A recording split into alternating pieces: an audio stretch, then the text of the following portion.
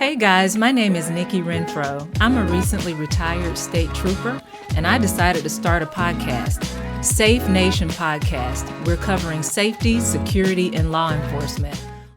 Welcome, Derrica Wilson, to Safe Nation Podcast. Thank you so much, Nikki, for having me. I truly appreciate being here today. I was so excited about getting you on this interview. I said, oh, I got to get her on. I want to know all of what's going on with Black and Missing Foundation. Now, your foundation, you're the other better half, right?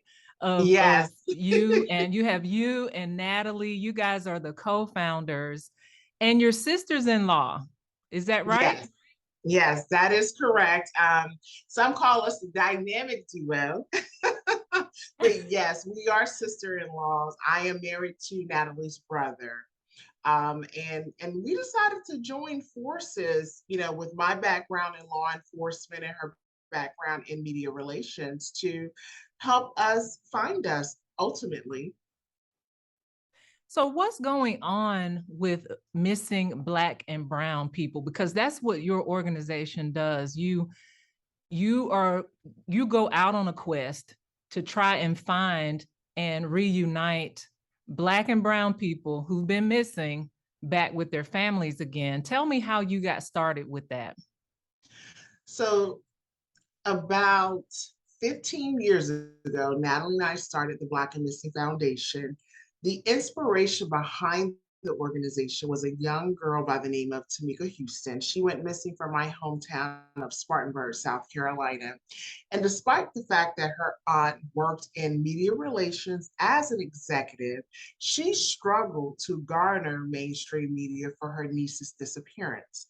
About a year later, Natalie Holloway disappeared, and me saying her name alone, everyone knows her name. But at the time, no one knew Tamika Houston. And even fast forward now, no one knows Tiffany Foster, Jonathan Bambadilla, and the list goes on and on. So we wanted to see how big of an issue was this in our community. And at the time, we started the organization in 2008.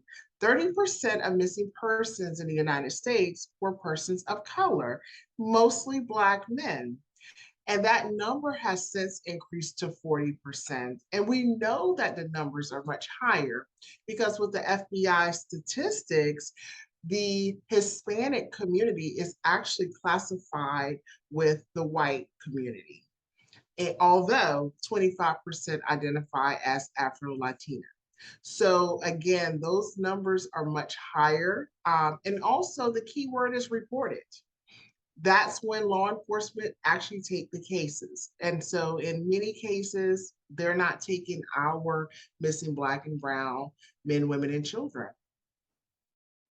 So tell me about that whole process. When a person goes missing, and in this case, we're talking about Black people, when they go missing, they would typically dial 911. They'll say, so-and-so is missing. Take us through the steps. And then at what point is there a roadblock in the necessary assistance? Where does it slow down? So ultimately, law enforcement is the gatekeeper. And I know that we both represent that thin blue, but there are many more things that we can do to really better the process. So it doesn't matter what your race is, and it shouldn't be a barrier. But what we are seeing with the organization, when persons of color are being reported missing, their cases are not being taken seriously. There are times when a police report isn't taken. And when the police report is taken and it's a child, that child is classified as a runaway. We know that runaways are not receiving an Amber Alert. And quite frankly, there's no sense of urgency in finding them because the perception of society is whatever happens to that male or female, they brought it on themselves because they ran away. And if you really think about it, if you had two flyers in front of you, one says missing, the other says runaway, the messaging isn't created equal.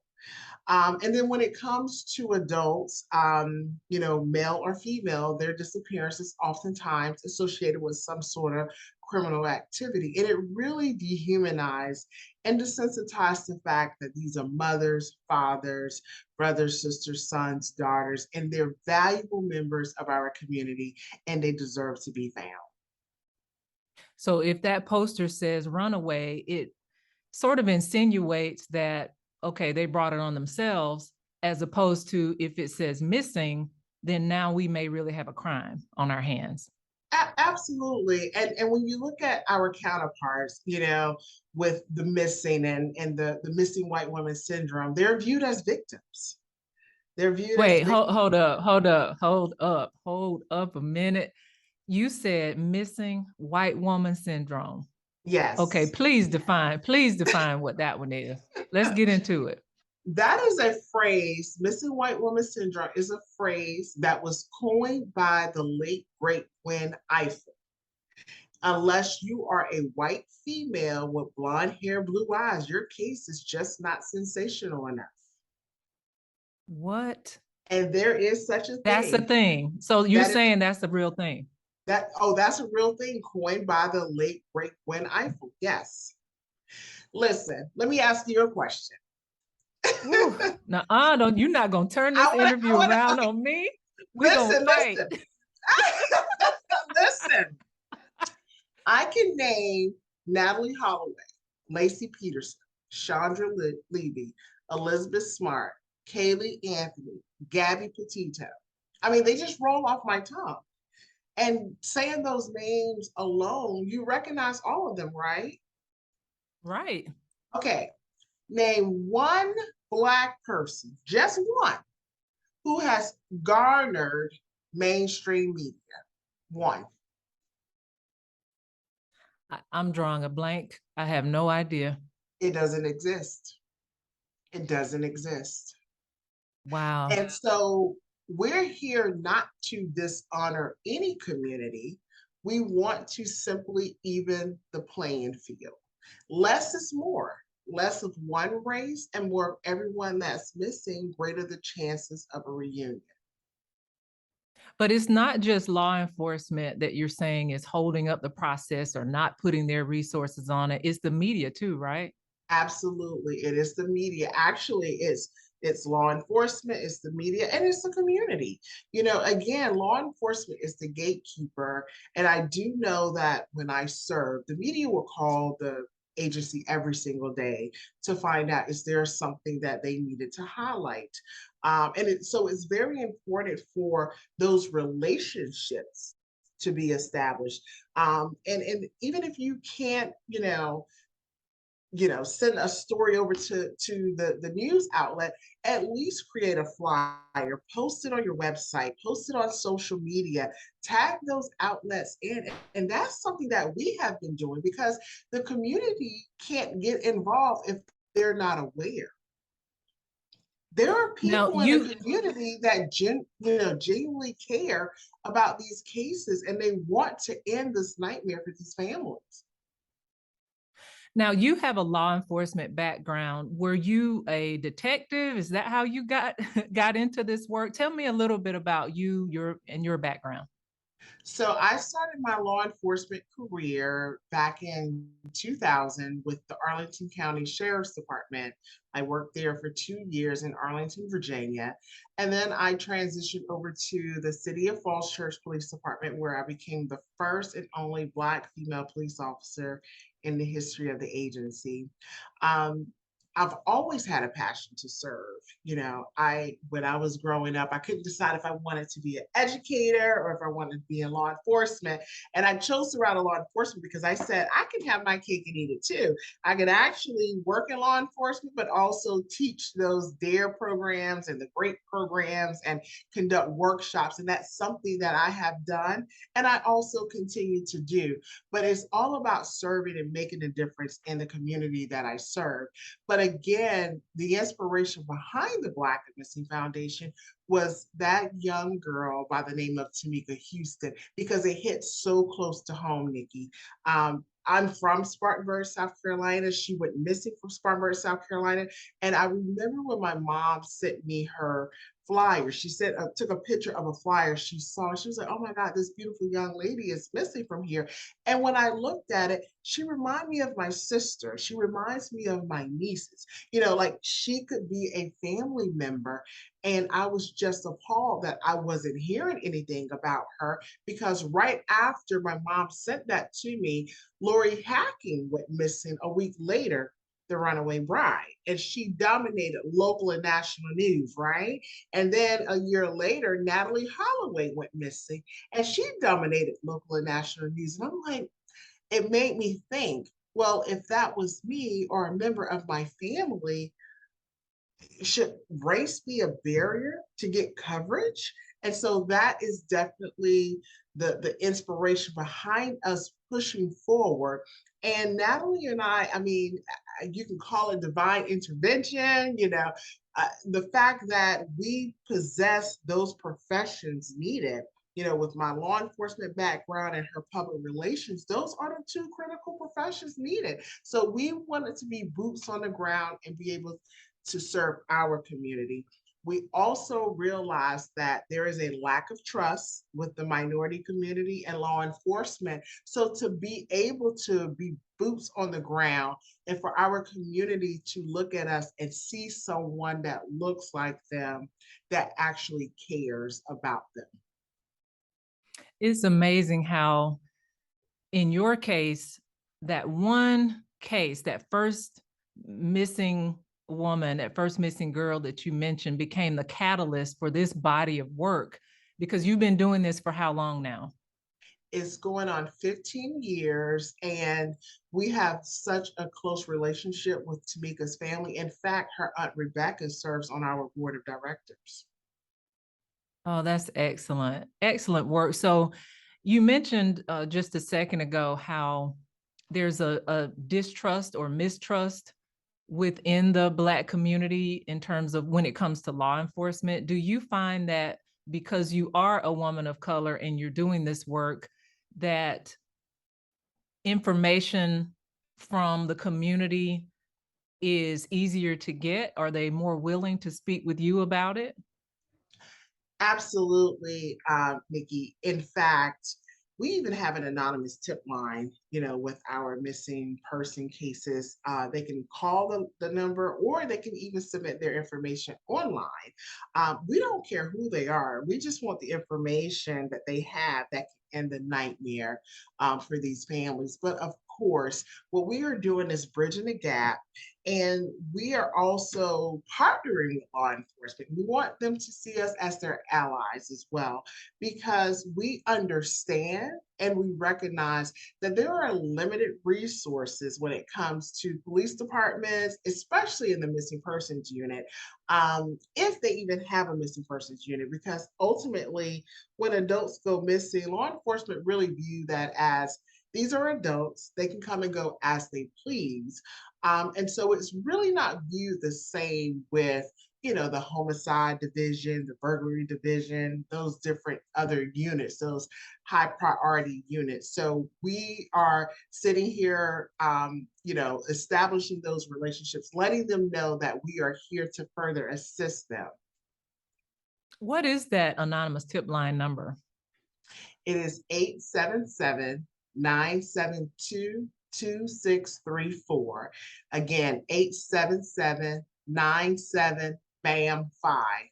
And that's BAMFI. And it's really anonymous, Derrica. Is it, I mean, should people have anything to worry about for real? Is this really an anonymous line? Oh, it's anonymous. It is anonymous. Okay.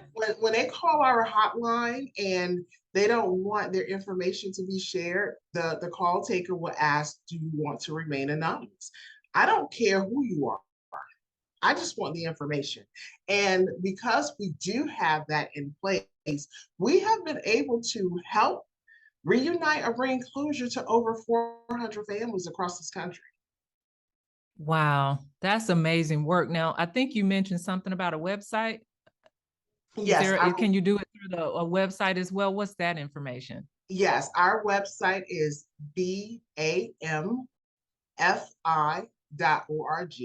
Again, that stands for Black and Missing Foundation, Inc. It's BAMFI.org. And so if you go and you look at the profiles, every profile that we have listed on our website has an automatic uh, anonymous tip line link. So if you want to submit that information, you just submit it on through, and then we will follow up accordingly with law enforcement. If you choose not to remain anonymous, we will reach out to you. We will ask some follow-up questions and pass that information along. And if you decide that you want to remain anonymous, you provide us with all the detailed information, and then we just take that information and share that with law enforcement so they can continue on their investigation. Is that same website where we would go to be able to see the posters of missing Black and brown people? Yes, we encourage everyone to visit our website, BAMFI.org. They can check their states to see who's missing from your location. They can report someone missing, and that's something, a feature that we have for families. For families that we've already vetted their profile, they can download a flyer. And that's important as well. And let me speak briefly on the flyer situation. When families are reporting their loved ones missing, ultimately, they are taking matters into their own hands, because we know that sometimes a detective may not be assigned to the case right away. It may take a little bit of time for a flyer to be created. Once we're able to verify with law enforcement that they have actually taken the case and it's a report on file, we will create a flyer for these families so they can start distributing it. And the contact information that's listed on the flyer is our contact information and the investigative police department's contact information. And so the reason that we want to do that quickly and have our contact and their contact, because we have seen too many times where families have become victimized. You know, their loved one is missing. They create a flyer, they put their personal information out there. Now they're receiving these scam and ransom calls. And I can speak from experience in these families that we are dealing with. We have had families to lose their entire life savings. We've had families to lose their homes because they were so desperate and they were vulnerable, and they were following these bogus scammers, thinking that they had information that would end the nightmare and reunite them with their loved ones. Wow. So what's the criteria for a family? What criteria needs to be met before Black and Missing Foundation becomes involved? Is it just that they had to have already reported it That is to law correct. enforcement? That is correct. As long as there is a police report on file, you know, we will take it from there. So we do have our intake form, and if there are families that do not have access, we will help and walk them through. We will do it ourselves, but you know, they need to provide us with the image of their loved one, those descriptive features of their loved one, last seen location, if there's a car involved, everything that would go on the flyer that we need to release to the general public. And so what we would do is, in addition to publicizing it on our website and creating a flyer for the family to distribute, we will also share with our local and our national media partners, because again, awareness is key. And in some cases, what we have seen, especially when the families haven't received the necessary assistance that they needed when they were filing the police report, that media pressure, our partnership with the media, has definitely forced law enforcement to dedicate more resources on those cases. And I'll use this as an example. We had a case out of Baltimore. A young female went missing. She was 8 months pregnant, high risk pregnancy. She had been missing for 5 years. And after we aired her story on our documentary, it really forced law enforcement to dedicate more resources. The documentary came out in November, the end of November. There was an arrest made in January. Wow. And Wow. then again, that is the power of the media. And then I'll use one more example. We had a young girl who was missing out of New York for 5 months. And we took her family on The View. And after that segment aired, 14 minutes later, we received, not law enforcement, we received an anonymous tip of this young girl's whereabouts, contacted law enforcement, and she was reunited with her family that day. That's amazing work. And your jurisdiction covers just all of the US, We're or is this national. worldwide? So we're national. We're based out of Maryland. We are a national organization, and we have many other countries that are looking for us to go international. We're in a position now where we're actually really trying to scale up. Full transparency, Nikki, Nally and I, we've been doing this for so long, and we are so grateful to the documentary that has really opened up America, I should say. A lot of people really see that this is an issue, and what we're trying to do is really scale up, because we do have a need for an investigative division. We do have a need for the age progression. We do have a need for the media division, so we can continue to help these families all across this country, and ultimately create our satellite offices around the country where we actually see persons of color going missing at a high alarming rate. That documentary that you're referring to, that was an HBO documentary. Was it produced by Soledad O'Brien? Yes, Soledad, that is correct. Soledad O'Brien is the producer of our documentary that's airing, that's still streaming on HBO Max. And Soledad is such a wonderful person. And if you were asking her this question right now, she would swear up and down that she had to beg me and Natalie to do this. We don't recall that. But the way it all came about, in 2017, we were honored at Black Girls Rock as community change agents. And after that award, Soledad got in contact with us and really wanted to utilize her platform to help us amplify these stories. And it was very important for us to make sure it was the right fit, because we have to safeguard these families. You have to understand, when these families are coming to us, they are broken. I mean, and oftentimes we hear you all are our last resort. So we wanted to make sure that that everyone was, empathetic, sensitive to the case. And Soledad did a fantastic job, pulling a team together. And it was a BIPOC team, but pulling a team together that genuinely cared about these families, the stories, and it's just been a great success. That's phenomenal work on that. And I can imagine that it's giving you great exposure to what you're doing. I got to get into this, I don't know if you want to call it a theory or what it's called, but it's out there. So here we go. There's this theory out there that says that Black people are just vanishing. They are being taken, kidnapped for the purpose of organ harvesting and research. What do you say about that? This is not new. We have a huge following, and our followers speak on that quite frequently. I do know there has been a few cases, where the organs have been missing from individuals that were reported missing, and sadly their body was found.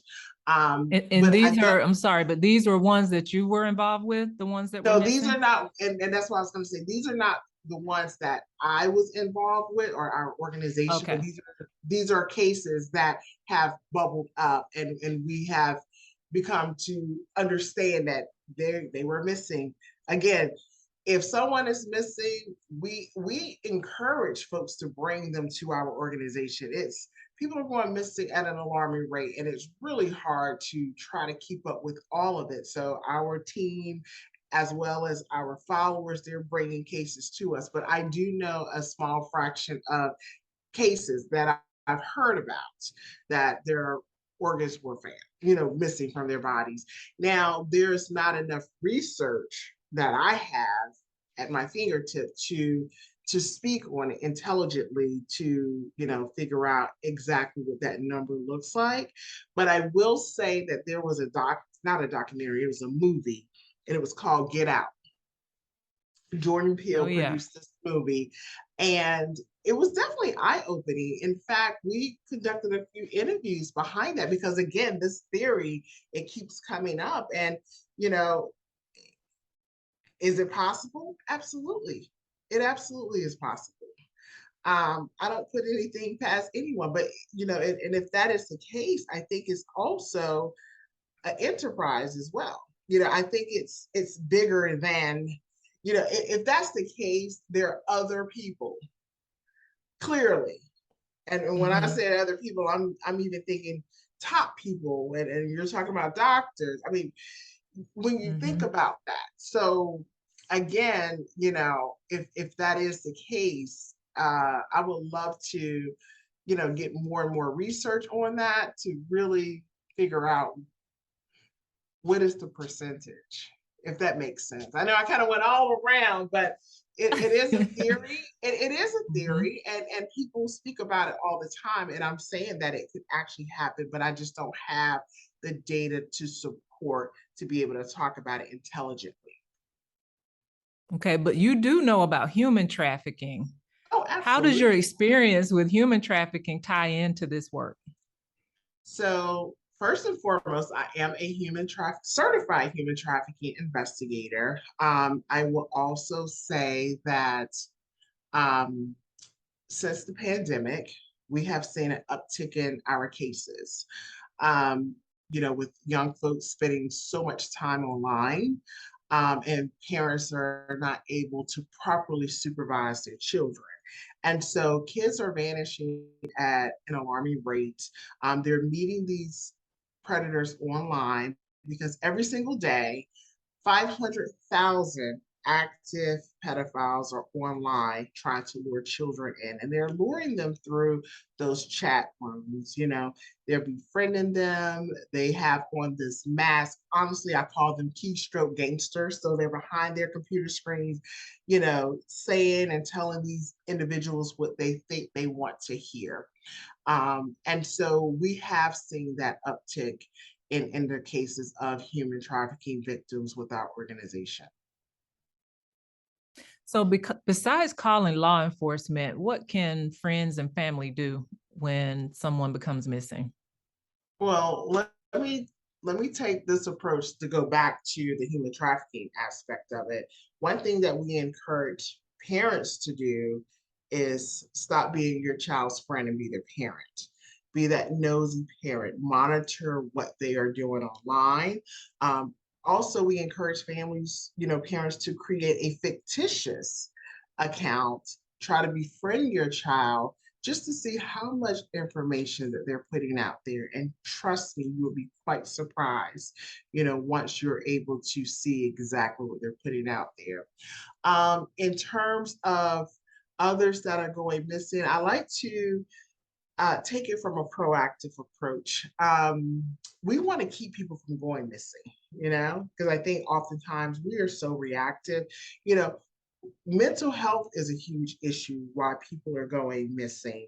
Again, the human trafficking, the domestic violence, the parental abduction. So, how do we protect our community before they even go missing, and understanding those signs? And I know in our community, the Black and Brown community, especially when it comes to like mental health, we like to pray everything away. Okay. And I'm not Right. saying that prayer doesn't work because it works. But I also feel that, when someone is suffering from a mental health crisis, that there are caregivers that can further assist because, again, we are seeing it on the back end from that reactive standpoint once they have gone missing. But yes, if someone is missing, making sure that you are notifying law enforcement immediately. Contact our organization so we can further assist you. Refrain from, putting your personal information out there, if you decide to create your own flyers, because we don't want you to be victimized and scammed. If your loved one is missing, making sure you have a photo of that individual. I mean, technology this day and time, everyone has cell phones, have this information at their fingertip. You would be surprised how many families come to us and we are just waiting on a photo. It could take days for them to get us a photo. And what we're saying to them is time is of the essence. And a great headshot is what we definitely want to see, because again, I will push a picture back in a heartbeat and say, no, we are not going to publish this picture. And it's very important because again, we already have, we're perceived differently, right? And so if you're sending a photo that sends a different message and you're putting it out online, people comment. So, we're coaching the families on what to say when they get those media interviews. We're coaching the families on what photos to utilize, because we want to be able to tell our own story, right? We are the drivers behind this. Are we saying that those photos may have some difference, may make a difference in the outcome of whether or not you get the help you need? So for example, if the photo is not a good headshot or doesn't show it, the person, let's say, necessarily in a good light, if they're holding a gun and got money all around them and, holding up a bottle of alcohol, does that make a difference as opposed to that good graduation pic being put out there?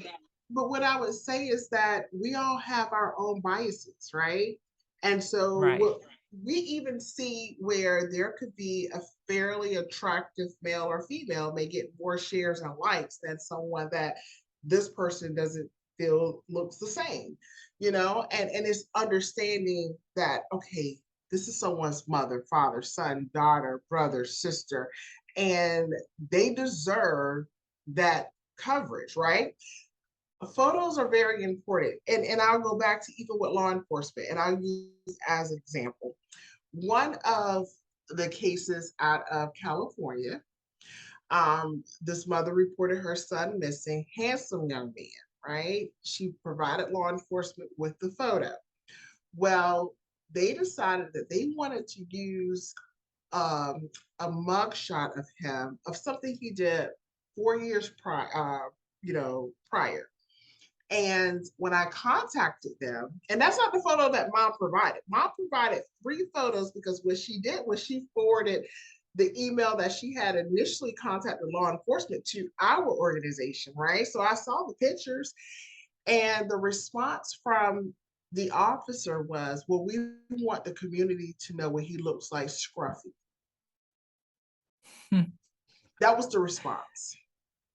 You're kidding me. I'm not kidding you. That was the response. And so we utilized the photo that mom sent us. And then we also tagged them in our posts. And of course, we utilized our media partners. They ended up changing it.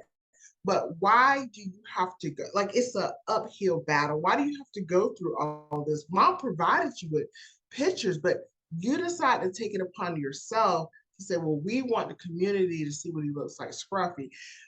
Brings me to this next point.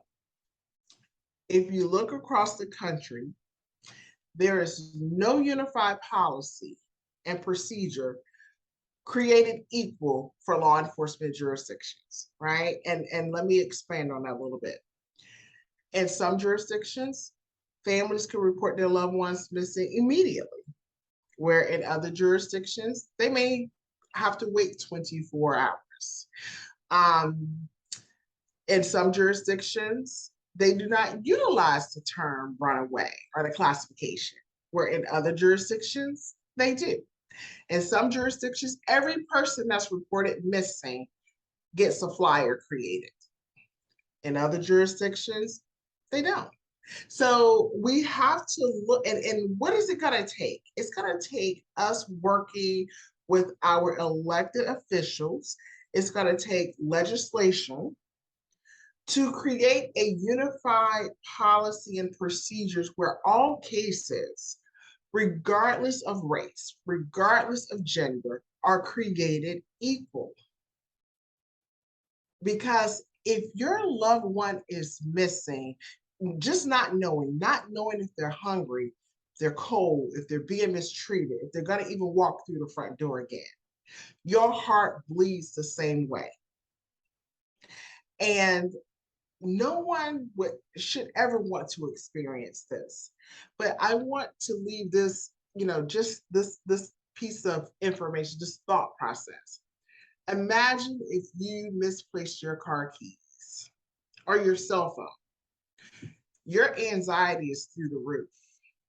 Now, multiply that times 1,000,000,000 of a loved one going missing and not knowing if they're ever going to come through the front door again. It's unimaginable. It's unexplainable. And that is why we are doing what we do every single day to help these families. What can individuals or businesses do to help the Black and Missing Foundation? Well, election season is rolling around. I definitely need for our community to understand the power of their voice. Making sure you get those right elected leaders, in position on your local level, in position that possess the same passion and energy and fixing these issues that's impacting our community. Because missing person is a global pandemic, okay? Become our digital milk carton. You see our flyer, share it, we had someone to say to us recently, I saw a flyer that you all put out. I didn't share it initially, but then I shared it when I saw that my frat brother shared the flyer. And so again, that's understanding and recognizing your own biases and being able to share that information because, again, that smart device that you have in your hand, just because someone is missing out of Florida doesn't mean that that person may not end up in California. I mean, we can literally get this information out to the masses very quickly. And how do we continue to move forward? Please consider donating to our organization. Consider, working with your elected leaders to have them work with our organization to create legislation. Your media partners, have them to connect with us so we can have those avenues for missing persons of color. So there's just so much more, that we can do. We encourage everyone to visit our website. Again, it's BAMFI.org. Join our community so you can stay in the know of things that we have going on.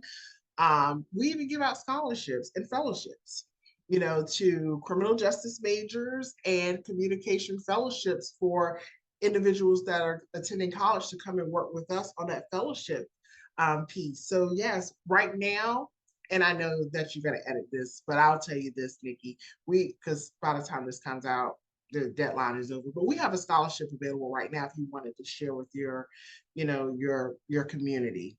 We have a scholarship. We're giving away $50,000. 25,000 to criminal justice majors and 25,000 to our communication fellowship for the spring and fall of 23. Oh, and wow. What was the deadline for that? We're in partnership with Audio Chuck. So that's, we partner with them to give out 50,000, October the 24th.